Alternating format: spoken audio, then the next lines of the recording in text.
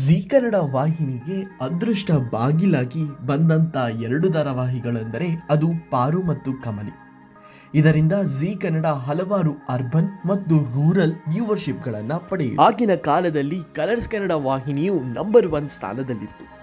ಪುಟ್ಗೌರಿ ಮದುವೆ, ಲಕ್ಷ್ಮೀ ಬಾರಮ್ಮ ಎನ್ನುವ ದೊಡ್ಡ ದೊಡ್ಡ ಧಾರಾವಾಹಿಗಳನ್ನು ಕೆಳಗೆ ನುಚ್ಚು ನೂರಾಗಿ ಉರುಳಿಸಿದ್ದ ಧಾರಾವಾಹಿಗಳ ಪಟ್ಟಿಯಲ್ಲಿ ಮತ್ತೊಂದು ಹೊಸ ಧಾರಾವಾಹಿ ಸೇರ್ಕೊಂಡಿತ್ತು.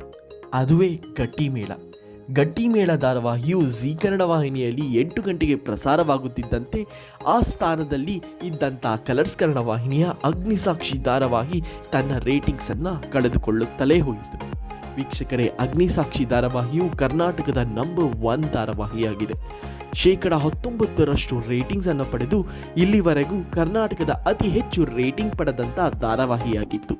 ಇನ್ನು ಈ ಧಾರಾವಾಹಿಯನ್ನು ಕೆಳಗೆ ಇಳಿಸಿದ ಏಕೈಕ ಧಾರಾವಾಹಿ ಎಂದರೆ ಅದು ಜೀ ಕನ್ನಡ ವಾಹಿನಿಯ ಗಟ್ಟಿಮೇಳ ಧಾರಾವಾಹಿ.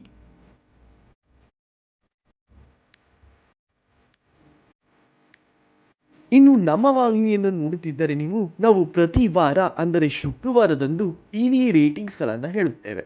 ಅದರಲ್ಲಿ ನೀವು ಗಮನಿಸಿರುವ ಒಂದು ವಿಶೇಷ ಸಂಗತಿ ಏನೆಂದರೆ ಜೀ ಕನ್ನಡ ವಾಹಿನಿಯ ರೇಟಿಂಗ್ ಕುಸಿಯುತ್ತಲೇ ಹೋಗುತ್ತಿದೆ ಹಾಗೂ ಅದರ ಬದಲಾಗಿ ಕಲರ್ಸ್ ಕನ್ನಡ ವಾಹಿನಿಯ ರೇಟಿಂಗ್ಸ್ ಏರುತ್ತಲೇ ಇದೆ.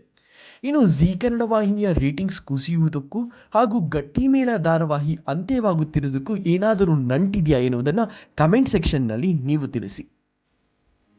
ಇನ್ನು ಜೀ ಕನ್ನಡ ವಾಹಿನಿಗೆ ಅದೃಷ್ಟವಾಗಿ ಒಲಿದಂಥ ಗಟ್ಟಿಮೇಳ ಧಾರಾವಾಹಿಯ ಅಂತಿಮ ಸಂಚಿಕೆ ಇದೇ ಜನವರಿ 5ರಂದು ಪ್ರಸಾರವಾಗಲಿದೆ.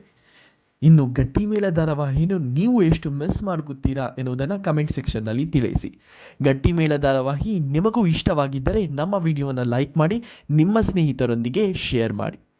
ಇನ್ನಷ್ಟು ಸೀರಿಯಲ್ಗಳು, ಟಿವಿ ಶೋಸ್ಗಳು ಹಾಗೂ ಸ್ಪೋರ್ಟ್ಸ್ಗಳ ಸುದ್ದಿಗಳಿಗಾಗಿ ನಮ್ಮ ಚಾನೆಲನ್ನು ಸಬ್ಸ್ಕ್ರೈಬ್ ಮಾಡಿ, ಪಕ್ಕದಲ್ಲೇ ಇರುವ ಬೆಲ್ ಐಕನ್ ಕ್ಲಿಕ್ ಮಾಡುವ ಮುಖಾಂತರ ನಾವು ಹಾಕುವ ವಿಡಿಯೋಗಳ ಲೇಟೆಸ್ಟ್ ಅಪ್ಡೇಟ್ಸ್ ನೀವು ಪಡೆಯಬಹುದು.